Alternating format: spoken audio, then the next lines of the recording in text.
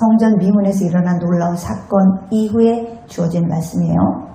나면서부터 걷지 못하던 사람이 예수 그리스도 이름으로 일어나 걸었잖아요.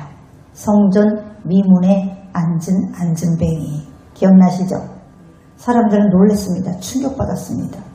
모두가 그 기적을 행한 베드로와 요한에게 집중했어. 베드로는 사람들에게 관심 받는 그 기적 자체를 뭐라고 하는 거야. 왜 우리를 주목하느냐. 마치 우리의 능력으로 우리의 권능으로 한 것처럼 왜 우리를 주목하느냐. 이 일을 행한 것은 예수 그리스도다. 이렇게 시선을 돌리는 거예요. 그 모든 일의 중심에는 예수님이 계신다라고 말을 하는 거예요.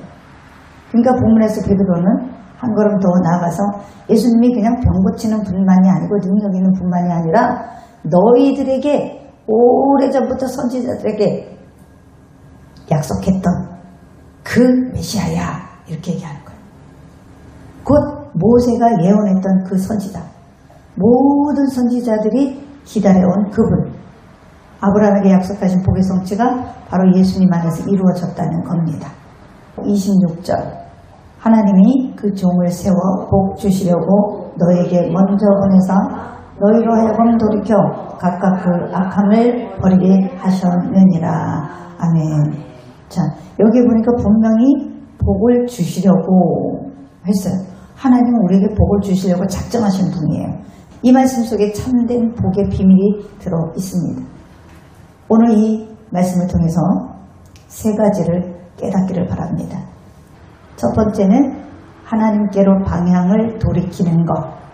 두 번째는 돌이킨 후에 하나님을 향해 있다면 우리의 악함을 버리는 것.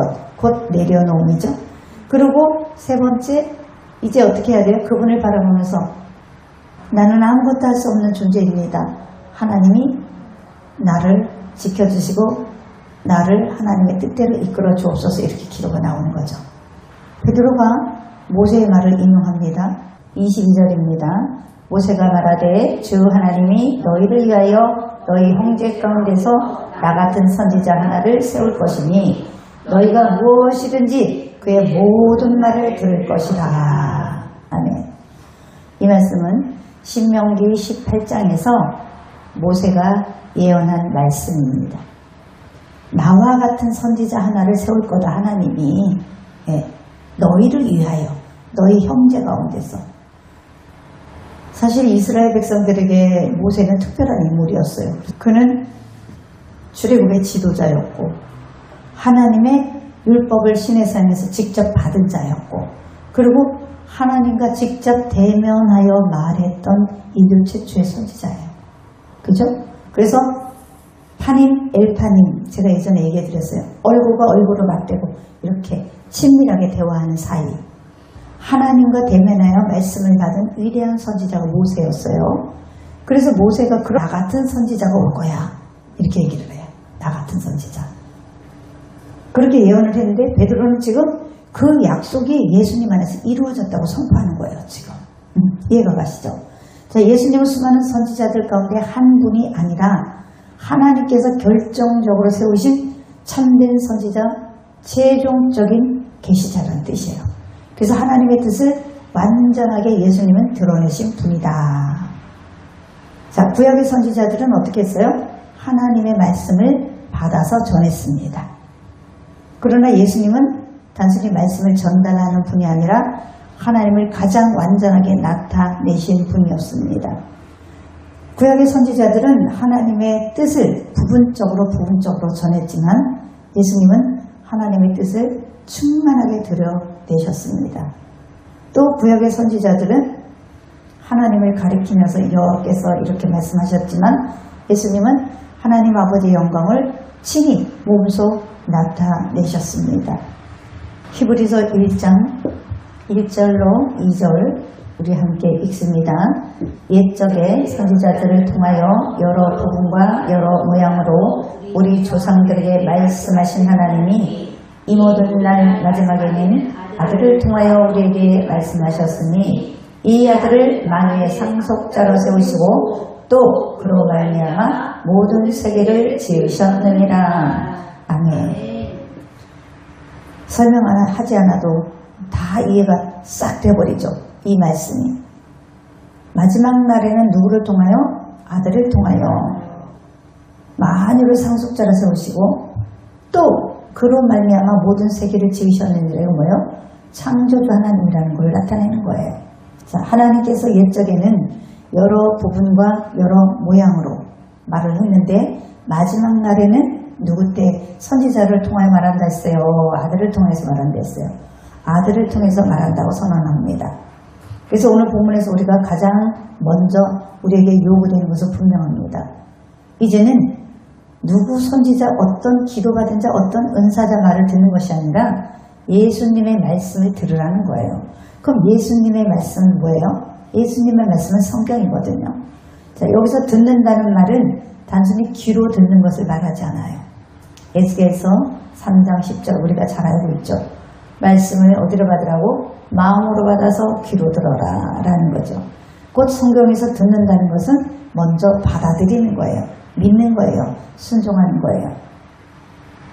그러니까 예수님의 말씀을 듣는다는 것은 우리의 선택의 문제가 아니라 영원한 생명의 문제라는 겁니다. 세상은 말해요. 내가 예수를 믿고 싶으면 믿고 말고 싶으면 마는 거지. 물론 자유의지를 주셨지만 그러나 성경은 단호하게 말해요. 성경을 거부하는 것은, 그러니까 즉 예수님을 거부하는 것은 너의 영원한 생명을 거부하는 것이다. 명확하게 얘기해요. 왜냐하면 복의 통로가 예수님이기 때문에 그래요. 모든 복의 통로가. 그러니까 듣는다는 것은 내 생각을 말씀 위에 올려놓는 것이 아니라 내 생각과 삶을 예수님의 말씀 아래에 두는 겁니다. 왜냐하면 말씀으로도 충분하니까. 말씀을 들으면서 서서히 하나님의 기름 부음이 임하고 여러분들이 서서히 성령의 인도하심으로 만져줌 속에서 여러분들이 이미 가랑비에 옷 젖듯이 그 말씀 속에서 여러분들이 성장해 가고 있는 것이 그게 진리이기 때문에. 그래서 말씀이 최고의 능력이다라는 거예요. 문제는 우리가 말씀을 듣는다고 말하면서도 실제로는 위급할 때는 내 생각이 먼저 앞서간다는 거예요. 예수님이 용서하라고 분명히 성경에 몇 번을 말씀하셨는데 그리고 그것이 마지막 너에게 주는 새 계명이라고 말씀을 하셨는데도 불구하고 우리는 상처받은 감정을 더 붙들어요. 마찬가지예요. 저도 마찬가지고. 그리고 예수님은 먼저 그 나라와 그 의를 구하라고 분명히 말을 했는데도 불구하고 우리는 여전히 내 계획, 내 안전, 내 계산을 먼저 붙들어요. 또 어때요? 예수님은 회개하라고 해. 회개하라, 천국이 가까웠느니라. 세례요한을 통해서도 마찬가지고 예수님이 꼭 회개하라, 천국이 가까웠느니라. 그런데 우리는 자꾸 상황을 변명하고, 그렇죠? 사람 탓하고 환경 탓하고 입으로는 주여 주여 부르지만 실제로 삶에서는 그냥 내가 주인이야. 이런 삶이에요. 이게 어쩔 수가 없는 거예요. 그래서 본문은 우리에게 또 묻는 거예요. 정말 저와 여러분들은 예수님의 말씀을 붙들고 있습니까? 이렇게 성경을 아무리 많이 알아도 예수님을 나의 구주로 모시고 사는 것과는 달라. 아침마다 설교를 몇 편 듣고 아침마다 성경을 읽으면서 기도를 하고 나온다. 그럼 우리는 바빠가지고 그렇게 못하면 나는 그렇게도 못하는데 마치 죄인처럼 전혀 상관없는 것. 그것은 전혀 하나님 상관하지 않아요. 예배당에 앉아있는 것과 예수님 아래 통치 아래 사는 것과는 달라요. 예수님의 통치 아래 살면 예배가 우선이 되고 예배가 살아있는 신령과 진정으로 드리는 예배가 되는 거예요. 자유해야 돼. 우리는 말로만 자유한다고 하는데 그런 환경에 다른 사람이 믿음이 좋은 것처럼 막 얘기를 하면 내가 괜히 막 믿음이 없는 것 같고 위축되고 이러잖아요. 그럴 필요 없다는 거예요. 하나님이 보시는 관점과 사람이 자랑하고 이렇게 드러내려고 하는 관점은 완전 다르다라는 거예요. 예수님은 여러 조언 중 하나가 아닙니다. 예수님은 내가 필요할 때마다 참고해 주세요. 이거 갖고 오세요. 내가 원하는 것. 하나님 이거 주세요. 저거 주세요. 이거 꼭 필요합니다. 이번에 이거 꼭 안 먹으면 나 죽습니다. 그건 네 사정이지. 맞잖아요. 예수님은 그런 거 관심 없어요. 단 그런 거 하나도 문제가 되지 않는다 우리에게 예수님은. 예수님은 하나님이 세우신 참 선지자예요. 그래서 우리가 막 반드시 들어야 할 말씀의 주체이십니다. 말씀의 자체. 그래서 신앙의 출발점은 다른 데 있지 않아요. 그냥 예수님 말씀 앞에 내 마음을 낮추는 것. 그것이 신앙의 시작인 거예요. 늘 마지막 때 얘기하잖아요. 많은 무리 가운데 하나님이 일꾼을 찾잖아요. 그런 사람, 과거의 두렵돈, 이런 사람한테 하나님 관심 있는 거예요. 동전을 바리새인들이 자르르 푸니까 눈 감고만 있어도 야, 저 사람은 엄청 헌금을 많이 하는구나. 나는 헌금이 없어서 달랑 2개인데 딸깍 이렇게 소리가 나니 창피하고 다른 사람이 다 들으면 저 사람은 헌금을 저렇게 2개를 달랑 하나 이런 생각할까봐 위축되고 또 위축되고. 그런데 하나님의 시선이 어디에 있다고? 그 낮아진 마음에, 그 정말 안타까운 마음에 있다고. 용기를 내시기 바랍니다. 네. 하나님이 어떤 분이라는 걸 알면 여러분이 위축될 필요 없고 기죽을 필요가 하나도 없다라는 거예요. 예수님의 말씀을 거부하는 것, 이건 실수가 아니고 내 선택이 아니에요. 그냥 영원한 생명의 길을 거부하는 거예요. 근데 그걸 모르는 거예요. 눈이 가려져서. 그러니까 결국은 말씀을 듣지 않으면 영원한 생명은 끊어질 수밖에 없다. 베드로는 이어서 엄중한 말을 합니다. 본문 23절입니다. 함께 읽습니다. 누구든지 그 선지자의 말을 듣지 아니하는 자는 백성 중에서 멸망을 받으리라 하였고, 24절도 있습니다. 또한 사무엘 때부터 이어 말한 모든 선지자도 이때를 가리켜 말하였느니라. 아멘. 이때라는 것은 예수님의 때를 말하는 거예요. 구약성경의 모든 선지자들이 이 많은 말들을, 많은 사건들을 기록한 이유는 단지 예수님을 소개하기 위한 설명일 뿐인 거예요. 그래서 오늘 이 말씀은 우리 귀에 다소 부담스럽게 느껴질 수가 있어요. 그리고 우리는 위로의 말을 받기를 원하고 우리를 축복해주는 말을 듣기를 원해요. 그렇지만 회개해야 됩니다. 그렇게 하면 안 됩니다. 예배 빠지면 안 됩니다. 기도 안 하면 안 됩니다. 이런 말들은 너무너무 불편해하는 거예요. 길을 불편해하고 우리가 죽을 길을 불편해하지 않는다는 게 문제인 거예요, 지금. 성경은 그런데 경고를 절대 사랑의 반대말로 말하지는 않아요. 하나님의 경고는 무슨 경고요? 사랑하는 자녀를 살리기 위한 경고예요. 만약에 예를 들어서 형제가 누구든지 사람이든 모르는 사람이든 아는 사람이든 내가 이렇게 보고 있는데 저 사람이 저기가 길이라고 절벽 가운데 앞으로 막 걸어가. 그럼 여러분 생판 모르는 사람이라고 내버려 둘 겁니까? 절벽이면 떨어져 죽는데 근데 그 사람은 그게 길이라고 가. 그러면 누구든지 외쳐서 그 길이 아니라고 말을 할 겁니다. 그렇죠? 그것이 사랑이에요. 우리는 사랑의 본질을 가지고 있어요. 왜? 하나님의 형상을 닮았기 때문에. 이 눈만 해도 얼마나 신비로워요. 먼지가 들어오면 눈이 탁 막아주고 절대 요만한 티끌 하나도 용납하지 않는 게 눈창이잖아요. 그런데 하나님은 어떠시겠어요? 거기 가면 죽는다! 멈춰라! 거기 아닙니다! 당연히 말하겠죠. 이것이 사랑인 거예요. 마찬가지입니다. 하나님께서 예수님 말씀을 듣지 않는 자는 끊어진다고 얘기를 하는데 그렇게 얘기하는 것은 우리를 짓누르고 억압하려고 하시는 게 아니라 그냥 그 길이 생명의 길이 아니기 때문에 그래. 그 길을 가면 너는 죽어. 그러니까 예수님 말을 들어라. 그래야 산다. 내가 예수의 말 속에 영생의 길을 열어놨다. 근데 너희가 예수의 말을 들어야 될 것 아니냐 이런 얘기죠. 예수님은 우리 그냥 훌륭한 스승이 아니고 윤리교사도 아닙니다. 그냥 우리의 마음을 위로해주는 종교 지도자도 아닙니다. 예수님은 누구예요? 하나님께서 보내신 구원자예요. 독생자 예수예요. 그러니까 예수님 말씀을 듣지 않는다는 것은 하나님이 주신 구원의 초청장을 거부하는 거예요. 결국은 죽음의 길을 가겠다는 뜻이거든요. 이게 심각한 문제예요, 사실은. 근데 우리는 자유의지라는 것 때문에 예수를 믿고 안 믿고 나 오늘은 피곤해서 예배 쉴 거야. 오늘은 내가 못하겠어. 이런 생각 없이 내뱉는 말들이 전부 다 하나님이 주시는 초청장의 길을 거부하는 등 돌리는 길이라는 거예요. 이게 말씀을 여러분이 자꾸 더 깊이 알게 되잖아요.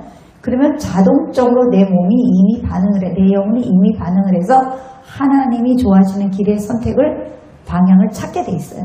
옛날에 사무엘 선지자, 이사야, 에레미야, 에스겔, 이 사람들이 뭐 하는 사람이죠? 다 선지자들이에요. 이 사람들이 공통적으로 전한 메시지는 딱 하나예요. 뭘까요? 메시아가 온다. 메시아가 온다. 그리고 베드로는 그 메시아가 바로 예수 그리스도라고 말하는 거예요. 몇 가지 성경 인용해서 나타난 예수를 한번 보겠습니다. 창세기는 메시아를 어떻게 표현하고 있어요? 창세기 3장 15절에 여자의 후손으로 표현하고 있어요. 출애굽기에서는 문설주에 무슨 피를 바르라고 했죠? 어린 양의 피. 어린 양으로 메시아를 예표하는 거예요. 출애굽기에는. 자, 민수기에서 이스라엘 백성들이 죄를 범했을 때 노뱀을 만들어서 장대에 걸으면서 이것을 쳐다보는 자는 다 살리라 했어요. 여기서는 노뱀을 예수 그리스도 메시아로 나타냅니다. 시편에 보면은요, 고난받는 왕으로 묘사됩니다. 그러니까 예수를 다 말하는 거예요. 그러니까 예수라는 말은 안 했지만 그것이 다 예수를 예표하는 것들인데 우리가 발견하지 못하는 거예요. 이사야서에는 뭐로 되어 있냐면 고난받는 종으로 묘사되고 있습니다. 그러니까 모든 성경은 예수님을 향하고 있는 거예요. 그래서 예수님이 말씀하셨습니다. 이 성경이 곧 내게 대하여 증언하는 것이다. 이렇게 예수님이 직접 말씀하셨습니다. 그래서 성경을 읽으면서 예수님을 보지 못하면 진짜 복을 모르는 거예요. 사람들은 얘기해요. 나는 그렇게까지 나쁜 사람이 아니야. 그 사람은 법 없이도 살 사람이야. 우리 이런 얘기 많이 하잖아요. 남에게 절대 피해주기 싫어서 나는 그런 것도 안 하는 사람이야. 근데 무슨 거지 그렇게 울고불고 아버지 할렐루야 널랄랄라 해도 회개를 해야 돼? 그렇게까지? 정직하게 살면 되지. 이렇게 얘기해 사람들은. 근데 성경은 그냥 죄를 단지 몇 가지 나쁜 행동으로만 말하는 게 아니야. 왜냐하면 모든 죄가 저주의 시작이기 때문에 그래요. 그래서 죄가 들어오면서 뭐가 들어왔어요? 죽음이 들어왔죠. 죽음이 들어오면서 또 뭐가 들어왔어요? 고통이 들어왔어요. 고통. 죽는 것이 고통스러운 거야. 그리고 인간은 죽음으로 인해서 두려움이 왔어. 두려움이. 그리고 고통이 들어왔고 저주가 들어온 거예요. 이런 논리를 알아야 돼. 그래서 하나님은 이 문제를 고치시는 것이 아니라 본질적인 죄의 문제를 해결하기 위해서 예수님을 보내신 거예요. 본질적인 죄의 문제가 어떤 거야? 창세기의 본질적인 문제. 잃어버린 씨와 통치권을 회복하러 오신 거잖아. 그래서 그것을 전부 다 회복하시고 승천하신 거예요. 그러니까 우리가 믿는 예수님은 보통 신이 아니라는 거예요. 근데 우리가 믿는 예수님을 우리는 별로 그렇게 귀하신 분으로 생각하지 않아요. 그게 문제인 거예요. 성경을 보니 금을 캐는 것 같아요. 동생이 금을 샀다 그래서 니는 금을 샀냐? 나는 성경에서 금을 캐고 있다. 이렇게 생각을 했다 그랬어요. 그렇게 얘기하셨잖아. 맞는 거예요. 그래서 천국은 마치 밭에 감추인 보화라는 말이 나온 거예요. 이 보화를 캐내는데 빼앗기겠어요, 여러분? 빼앗기면 안 되잖아. 이게 얼마나 중요한지 몰라요. 성경이 말하는 죄의 핵심을 잘 알아야 돼. 그래서 하나님보다 내가 중심이 되는 거. 내 마음의 왕좌에 하나님이 앉아야 되는데 내가 앉는 거. 내 의가 앉고.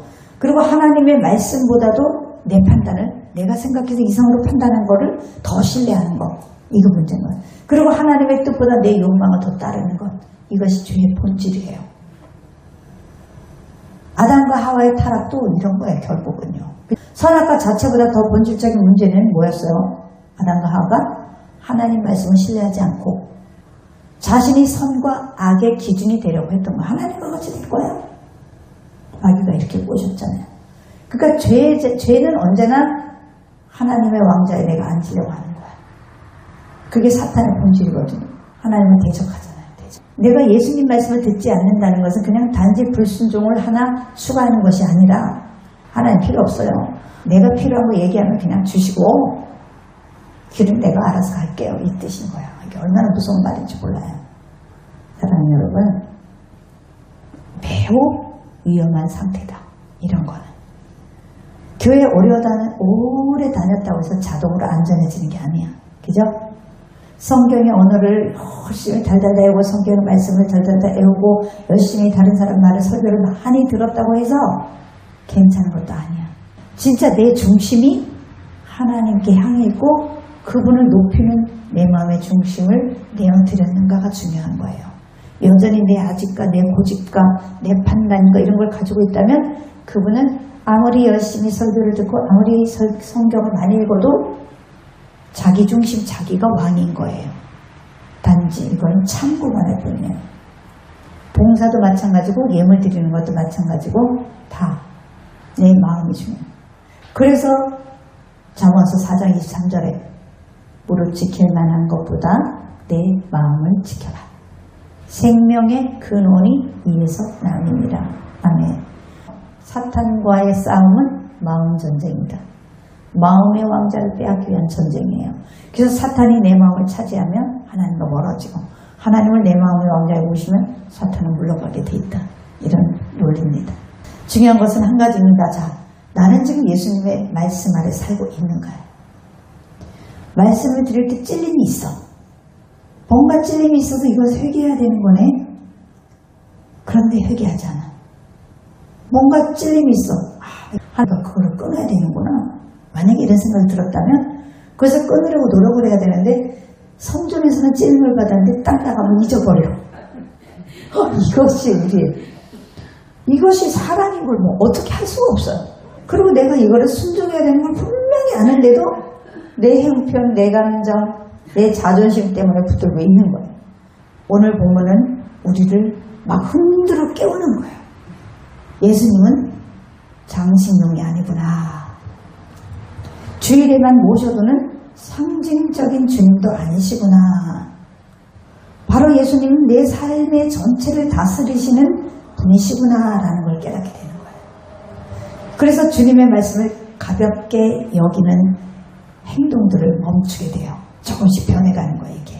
그래서 끊임없이 지금 봐요. 인간이 얼마나 완고한 것이 증명되냐 하면 지금 수천 년부터 선지자들이 계속 메시아에 말하고 죄를 짓지 말아라, 얘기해라.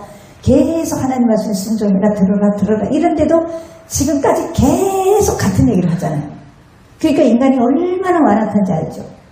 그게 인간이 완악하다기보다 악의 영이 잡혀있는 게 그렇게 악하다는 거예요. 지금 봐, 선지자들이 수없이 여자의 후손으로 어린 양의 피로 고난받는 종으로 그렇게 계속 예수를 나타내는데도 우리는 그게 안 된다는 거예요. 그러나 여기서 감사한 것은 하나님이 경고, 우리에게 경고해서 너 그러면 죽는다. 예를 들어서 이런 경고를 받았다 할지라도 절대로 하나님은 절망으로 끝내게 하신 분이 아니다라는 거예요. 하나님은 우리를 정죄하려고 채찍만 하려고 우리를 정죄하신 것이 아니라 회복의 길을 이끌기 위한 절차라는 것만 알면 됩니다. 그래서 본문은 경고 다음에 곧바로 뭐를 해요? 언약과 복의 이야기로 이어지는 겁니다. 25절입니다. 너희는 선지자들의 자손이요 또 하나님이 너희 조상들과 더불어 세우신 언약의 자손이라. 아브라함에게 이르기를 땅의 모든 족속이 너의 씨로 말미암아 복을 받으리라 하셨나니. 자, 아브라함에게 약속하신 복을 베드로는 인용을 합니다. 땅의 모든 족속이 너의 씨로 말미암아. 결국 예수님은 아브라함의 씨로 오십니다. 그리고 아브라함은 그 예수님이 아브라함의 씨로 오시는데, 후손으로 오시는데 그 예수님은 온 세상을 향해서 이제 하나님의 복이 흘러가는 통로가 되시는 거예요. 성경에서 약속한 것은 하나도 성취되지 않는 일이 없다. 그래서 예수님도 항상 성경에 기록된 말을 응하게 하려 합니다. 그 약속이 누구 안에서 이루어졌다고 말해요? 예수님 안에서 이루어졌다고 말해요. 다시 한번 말씀드립니다. 예수님은 아브라함의 씨로 오신 분입니다. 너의 씨로 말미암아 모든 자손이 복을 얻으리라. 그게 그대로 성취된 거예요. 그러므로 예수님 안에 참된 복이 있다는 거예요. 근데 중요한 것은 베드로가 이 복의 내용을 어떻게 설명하고 있느냐입니다. 한번 26절을 다시 보겠습니다. 하나님이 그 종을 세워 복 주시려고 너희에게 먼저 보내사 너희로 하여금 돌이켜 각각 그 악함을 버리게 하셨느니라. 아멘. 이것이 놀랍습니다. 우리는 복이라고 하면 그냥 무조건 돈 많이 주는 거, 성공하는 거, 안정되는 거, 집 사는 거, 차 사는 거 이런 것들을 먼저 떠올립니다. 물론 하나님이 그런 은혜를 당연히 주시죠. 그런데 여기서 복을 주시려고 하나님의 종을 보내서 뭘 한다고요? 악함을 버리게 하셨습니다. 가장 근본적인 복은, 이 본문이 말하는 근본적인 복은 복 자체에 머물지 않아요. 하나님이 주시는 최고의 복은 우리를 돌이켜서 악함을 버리게 하시는 복입니다. 그래서 회개에서 하나님의 자녀가 되는 복. 그러니까 성경에서 이것을 제일 잘 보여주는 인물 한 분이 누구냐면 다윗입니다. 다윗은 왕이었습니다. 많이 가졌습니다. 근데 그가 정말 복된 사람이었던 이유는 뭡니까? 왕이었기 때문일까요? 죄가 없기 때문일까요? 그것도 아니라는 거예요. 그는 큰 죄를 지었지만 하나님의 말씀, 하나님의 말씀이 선지자를 통해서, 나단 선지자들을 통해서 들려왔을 때 회개했어요. 하나님, 내가 여호와께 범죄하였습니다 라고 자기 죄를 인정했습니다. 그러면서 어떻게 했어요? 인정만 한 것이 아니라 하나님께로 돌이켜 진정한 참된 회개를 해서 하나님 앞에 돌이켰다는 거예요. 그래서 다윗에게 진짜 복은 뭐냐면 왕좌가 아니라 회개였습니다. 체면이 아니라 하나님께로 돌이키는 은혜였다는 거예요. 그래서 저와 여러분, 우리가 어떤 것을 가지기 위한 회개, 형식적인 회개라 그런 게 아니라 어떤 내 체면 때문에 내가 눈물을 흘리고 기도하고 회개하고 이러면 내 체면의 문제가 아니라 하나님께로 돌이키는 은혜가 있으시기를 축복합니다.